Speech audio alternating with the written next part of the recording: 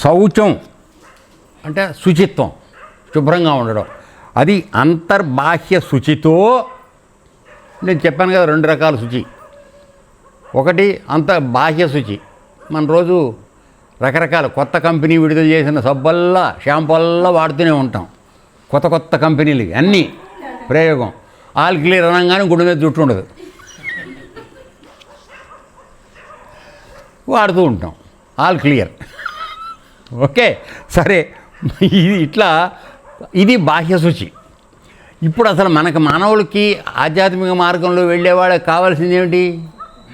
అంతఃశుచి.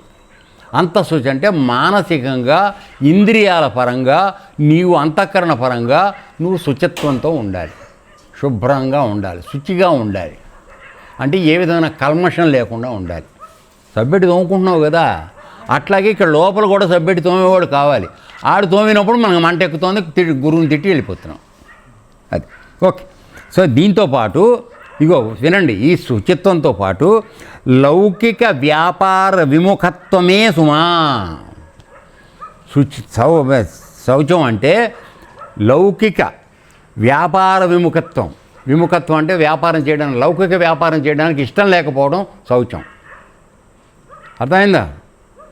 ఇప్పుడు ఆ యత్నం వచ్చాం, మనం చేస్తున్నాం, యోగం చేస్తున్నాం, లోపల చెప్తున్నాం, కడుక్కోవడం చెప్తున్నాం మీకు అందరికీ.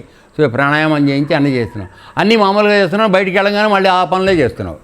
ఏమైంది అంటే వ్యాపార విముఖత్వం లేదు మనకి, లౌకిక వ్యాపార విముఖత్వం లేదు. అది కావాలంటున్నాడు ఆయన. తర్వాత సన్యాసం అంటే వాంఛా పరిత్యాగం. సకల వాంఛలని తలుపురా, సకల వాంఛల్ని పరిత్యజించడం సన్యాసం. డ్రెస్ వేసుకోవడం కాదు. డ్రెస్ వేసుకున్న వాడల్లా సన్యాసి కాదు. వాడి లోపల వాంఛలు లేకుండా ఉన్నవాడు సన్యాసి. ఓకే. తర్వాత అభీష్టధనం అంటే ధర్మం. అంటే నువ్వు ఏ ధనాన్ని కోరుకోవాలి ప్రపంచంలో పరమాత్మ విషయంగా, ఏ ధనం కావాలని అడగాలంటే నేను ధర్మాన్ని పాటించేటువంటి ధనం నాకు ఇమ్మని అడగాలి భగవంతుడిని. ఎందుకు? మన మానవ జీవితానికి ధర్మమే ప్రాతిపదిక, అదే మన ఫౌండేషను. దాన్ని వదిలిపెట్టి మనం మిగతా ఎన్ని 94 పనులు చేసినా ఉపయోగం లేదు.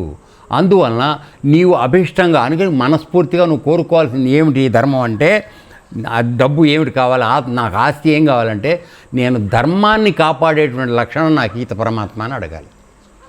నేను ధర్మం పాటించాలి, ధర్మాన్ని చెప్పాలి, ధర్మంగా ఉండేటట్టుగా ప్రయత్నించాలి. ఈ ధనం నాకు ఏమని అడగాలి నువ్వు. అంతేగాని కోట్లు అడగద్దు. కోట్లు అడిగితే తూట్లు పడతాయి, అది గుర్తెట్టుకోండి. కోట్లు తూట్లకే దారి అవుతుంది.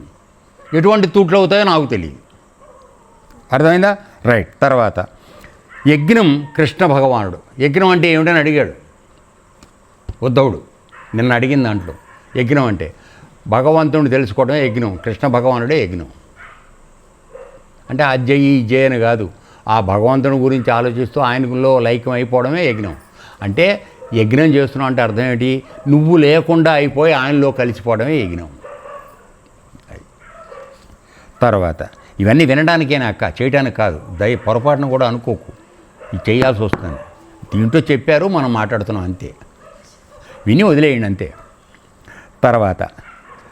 తర్వాత దక్షిణ అంటే మనం దక్షిణ అడుగుతాం కదరా మామూలుగా. జ్ఞానోపదేశం చేయడం దక్షిణ.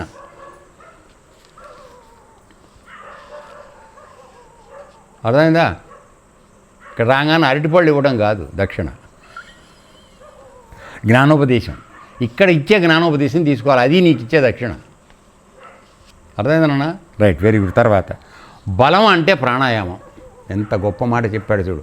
నీకు ఆయుష్ సరిగా ఉండాలి, పరమాత్మను నువ్వు పొందాలి, నీ జీవితాన్ని సద్వినియోగం చేసుకోవాలంటే ప్రాణాయామం కావాలి. అంటే శ్వాస మీద నిరోధ శక్తి కావాలి నీకు. ప్రాణాలని యమించాలి. యమించడం అంటే కంట్రోల్లో పెట్టడం. ఇక్కడ చెప్తున్నాం యోగం ఏమిటి ఉపయోగం? ఏం లేదు. సాంఖ్యంలో ప్రాణాయామమే సరిగా చేయట్లే. నెక్స్ట్ మెట్లోకి తీసుకెళ్ళి తారకంలో చెప్తామంటే అది అసలు ఎవడూ లేదు. అదేంది గురువుగారు చెప్పినట్లు లేవే, మన్నే ఎదురు. నేనంటే విమర్శించట్లేదు నాన్న, నేను అనేది ఒకటే పాయింట్. మీరు ఆశ్రమానికి ఒక గురువు దగ్గరికి వచ్చినప్పుడు అక్కడ ఉండవలసినటువంటి శ్రద్ధ 1% కూడా ఉండడం, పైకి నటిస్తున్నాం అంతే. ఎందుకంటే నటనే మన జన్మ అయిపోయింది. నిజాయితీ అనేది కోచినా లేదు మన దగ్గర. నటించడమే, ఎక్కడ చూసినా నటించడమే. భార్య భర్త దగ్గర నటించడం, భర్త భార్య దగ్గర నటించడం, ఇదే అంతా నటనలతోనే ఉంది. ఎక్కడా నిజాయితీ లేదు. ఈ విధంగా నడుస్తోంది ప్రపంచం. ఇవాళ ఉన్న స్థితి అది. Okay, right.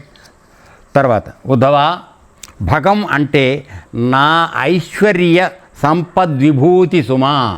అంటే భగవంతుడి యొక్క విభూతుల గురించినటువంటి నీకు, ఆయన ఐశ్వర్యం గురించి, ఆయన విభూతుల గురించి ఆ జ్ఞానం కలగడమే నీ యొక్క భగం అంటే అర్థం.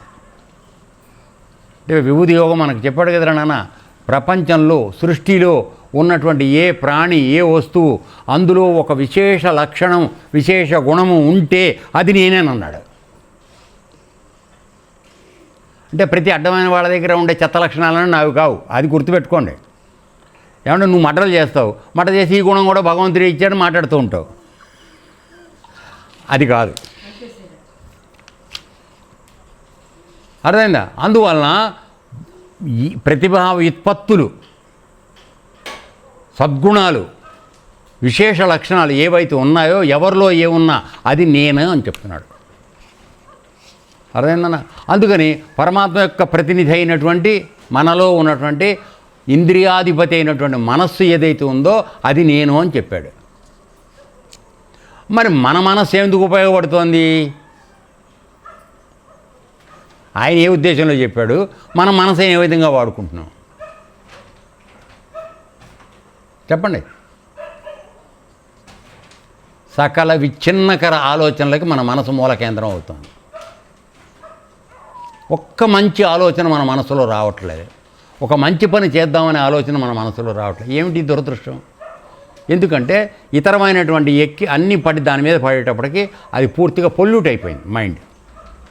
ఆయన మాట్లాడింది నిజమైనటువంటి స్వచ్ఛమైనటువంటి మాలిన్యం లేనటువంటి మనస్సు నేనని చెప్పాడు. అర్థమైందా? మనసు నువ్వు అన్నావు కదా, నేను ఇంకో తప్పుడు పని చేస్తాను, నా మనసు నువ్వే కదా, నాకేం సంబంధం లేదని మనం మాట్లాడతాం. అందుకని చెప్తున్నాను ఈ క్లారిఫికేషన్. అర్థమైందా? అంటే మనకున్న తెలివితేటలు భగవంతుడు అందుకే రాయి అయిపోయి, బండరాయి అయిపోయి అలా ఉండిపోయాడు. ఎందుకంటే వీడిని సృష్టి చేసి కింద పైన కూడా మూసుకోవాల్సి వచ్చింది ఆయన, మానవుడిని సృష్టించి. ఇటువంటి దుర్మార్గపు ఆలోచనలు, దుష్టపు వక్ర ఇది ఏ ప్రాణిలోనూ లేదు సృష్టిలో ఆయన చేసిన వాటిలో, ఒక్క మానవుడిలోనే ఉంది. ఆయనకి చెవిలో పెట్టడానికి ప్రయత్నం చేస్తున్నాడు. ఏమంటే నేను చెప్పింది అబద్ధమా చెప్పండి. మీరు నన్ను తిట్టుకోవచ్చు, నో ప్రాబ్లం, నాకేం అభ్యంతరం లేదు. నిజం మాట్లాడటం ఒకటే నాకు చేతవు, అదే చేస్తాను, అంతకని చెప్పాను.